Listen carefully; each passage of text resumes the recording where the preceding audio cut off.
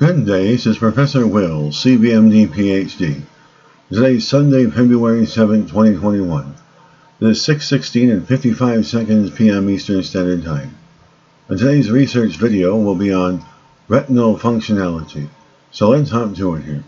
Synthesize very long-chain polyunsaturated fatty acids. Improve retinal function in mice. Date February 4, 2021. Source University of Utah Health. Summary. An ophthalmologist is investigating how lipids known as VLC, PUFAs, could be used to prevent eye disease, thanks to a new way to synthesize them for research.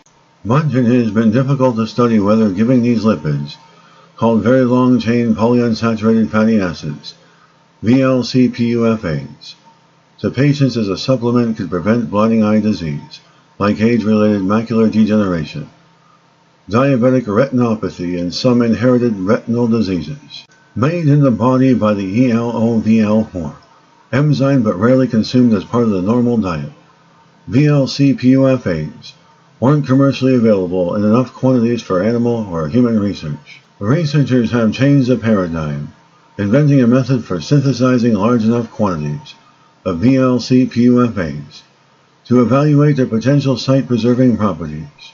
The method and the results of the first study to use it were published in the Proceedings of the National Academy of Sciences, PNAS, this week. The study determined that the VLC PUFA supplementation increased levels of the lipids in the retina and also improved visual function in normal mice and in mice with a defect in the ELOVL4 enzyme. The researchers say there is more work to be done. The results are an exciting first step. Synthesizing VLC PUFAs opens up a whole new era of study, and these first results are very promising. The research results raise interesting questions about how orally administered VLC PUFAs improve vision, how they are carried out in the bloodstream, and how they are selectively targeted to the retina.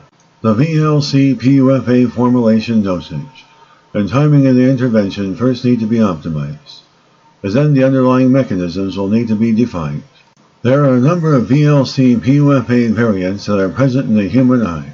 So far we have only made one member of this family, but we are confident that our new synthetic method will enable us to both synthesize and study the other variants, and by doing that get a much better idea of what it is that each of the individual VLC PUFAs do. Good day, this is Professor Will, CBMD PhD, on microbiology, bioinformatics, and pathophysiology. Well, this concludes my short videography on retinal functionality. Hope you enjoyed listening and have a great day.